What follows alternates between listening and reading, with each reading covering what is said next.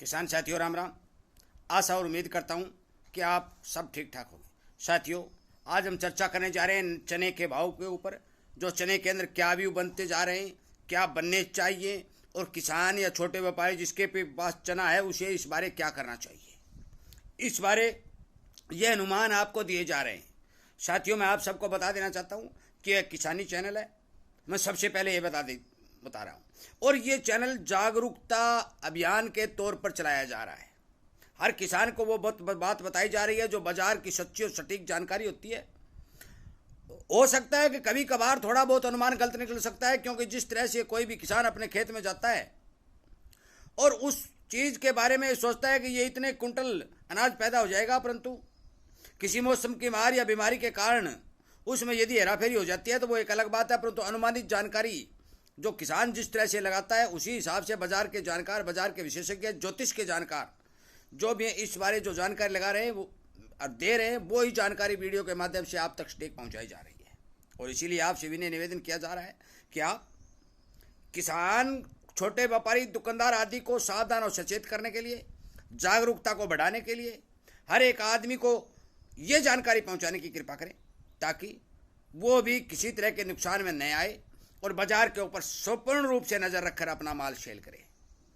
आप यदि इसी तरह की जानकारियों की इच्छुक है तो मैं बार बार ये कह चुका हूँ, ये कोई यूट्यूब चैनल नहीं है साथियों, ये एक जागरूकता अभियान है। इस अभियान के अंदर आप अपना योगदान दे सकते हैं, और वो योगदान इस चैनल को सब्सक्राइब करके इसके साथ जुड़ करके हर किसान तक पहुंचाने का योगदान माना जा रहा है। अकेला चना पहाड़ नहीं फोड़ सकता, इसलिए मेरी बात को गौर से सुने और चने के ऊपर पूरा व्यू जो है वो आप खुद व खुद अंदाज़ा लगा लें कि क्या सिस्टम बनने जा रहा है। साथियों, मैंने बहुत पहले शुरुआत में जो वीडियो बनाया था उसमें आपको कहा था कि नज़दीक में तेज़ी नहीं है, परंतु अगस्त और सितंबर के अंदर इसके भाव ठीक बनने की संभावना बन रही है, जो ऑलरेडी चल रहे हैं। साथियों, हो क्या रहा है आप सबको मैं बता दूं कि अब की बार सरकार के हाथ में चने का पावर नहीं है, क्योंकि सरकार के पास भारी भरकम स्टॉक नहीं है कि वे भाव को वो दबा सके। चना स्टॉकियों के पास है।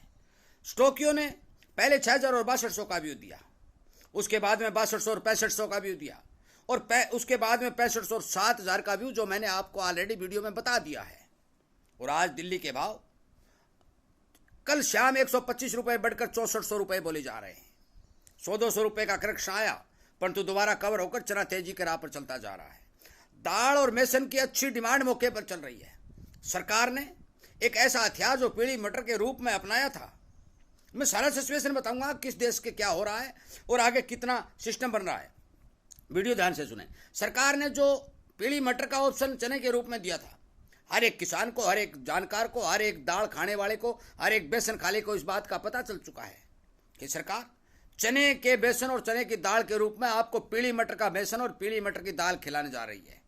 और सारे के सारे इससे मुंह मोड़ते जा रहे हैं, जिसे पीली मटर के भाव में 200-250 रुपये का करेक्शन देखा जा रहा है, क्योंकि पीली मटर की डिमांड बिल्कुल नगण्य होती जा रही है। भारत में पीली मटर का कोई ग्राहक नजर नहीं आ रहा है। यार, मुझे लगता है कि ये पीली मटर जो विदेशों से मंगाकर बंदरगाह या भारत के अंदर स्टॉक की गई है, ये मिलावट के तौर पर तो बेशक कोई इंडस्ट्री वाला या सरकार अंदर घुसवा दे, परंतु स्पेशल पीली मटर की डिमांड दिनों दिन घटती जा रही है और चने की डिमांड बढ़ती जा रही है। ग्राहक की अच्छी है, चने की दाल और बेसन की मांग भरपूर अच्छी मात्रा में निकलती आ रही है।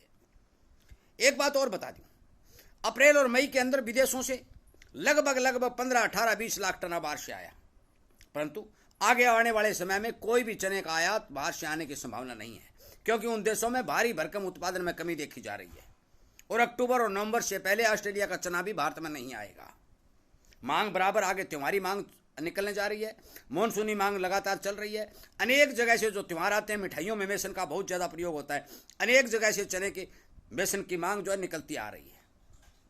ऑस्ट्रेलिया का जो भी मैं आपको बताना चाहता हूँ, भी ऑस्ट्रेलिया में चना लगभग $15-20 तेज होकर के $650 प्रति टन के लगभग के भाव दिखाई दे रहे हैं।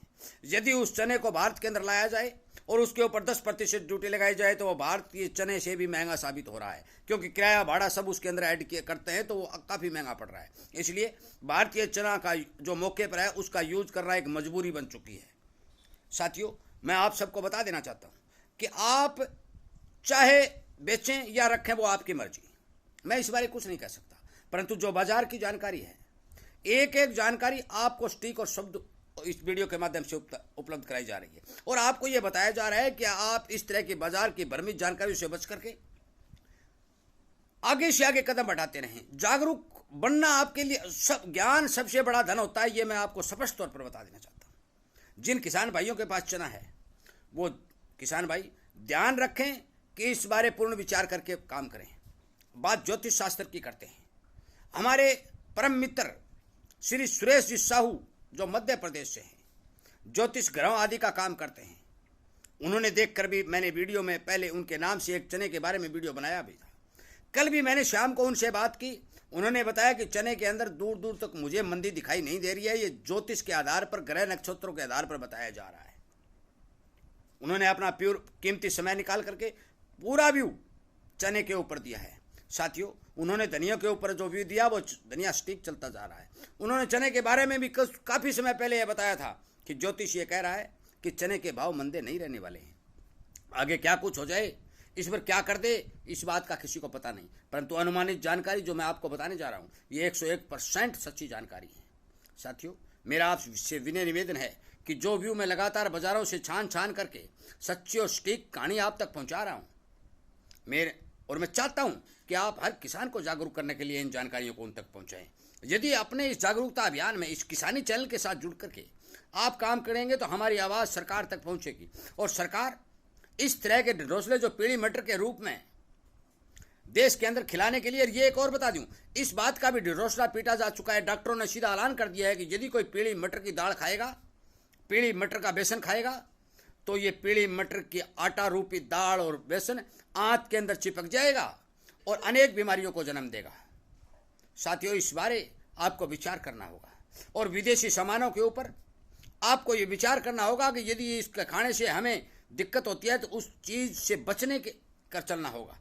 और यदि बचकर चलेंगे, भारत का जो देश में बना हुआ अनाज खाएंगे तो मान के चलो कि आपका फायदा। अब तो मैं आपको ये बता दूं कि यूरोपीय देशों ने भी हिंदुस्तान के पाम ऑयल की मांग करनी शुरू कर दिया। हालांकि यूरोप में पाम ऑयल की भरमार है, परंतु वो भारत का सामान खाना चाहते हैं। क्यों खाना चाहते हैं कि भारत की धरती के अंदर अभी तक पौष्टिकता मौजूद है और बहुत ही कम पेस्टिसाइडों का इस्तेमाल करके अन्न तैयार किया जाता है। उस अन्न की डिमांड लगातार बढ़ती जा रही है। अब सरकार पर व्यू है, सरकार किस चीज़ को सेल करती है, किस चीज़ को देश में रखती है, कहाँ से क्या मंगवाती है। साथियों, इस बारे कोई कुछ नहीं कहा जा सकता क्योंकि सरकार, मैंने बार बार कहा कि लगातार विदेशी किसानों के लिए काम कर रही है और देश के किसान को चौपट करने के ऊपर जुटी हुई है। मैं सरकार से भी मांग करता हूं कि चने के ऊपर जो 10% ड्यूटी है उसको बढ़ाकर 25% किया जाए और किसान को ठीक भाव दिया जाए, ताकि किसान की, व्यापारी की और चने के ऊपर चलने वाले उद्योग धंधों की प्रगति हो और देश की उन्नति के साथ साथ देश के अंदर विदेशी मुद्रा का भी आह्वान और देश आत्मनिर्भर बनने की ओर चले। साथियों, यदि किसान को ठीक भाव दिए जाएंगे, सरकार ड्यूटी बढ़ाकर काम करेगी तो किसान जी तोड़ मेहनत करके उत्पादन पैदा करेगा और दालों के मामले में भारत को आत्मनिर्भर बनाने के लिए आगे बढ़ेगा। मेरा वीडियो सुनने के लिए, लाइक और शेयर करने के लिए मैं आप सबका धन्यवाद करते हुए मैं इस वीडियो को विराम देता हूँ और उम्मीद करता हूँ कि इस जागरूकता अभियान के साथ जुड़ करके एक एक किसान तक इन बातों को पहुँचा करके आप इस मुहिम को आगे बढ़ाने का काम करेंगे। और यदि आपको इसी तरह की जानकारी समय पर मिलती रहें तो आप इस चैनल के साथ जुड़ करके इस तरह की जानकारियों का फ़ायदा उठाने का काम करेंगे। वीडियो को विराम करते हुए उम्मीद करता हूं कि जरूर इन बातों पर आप विचार करके आगे बढ़ेंगे। जय हिंद।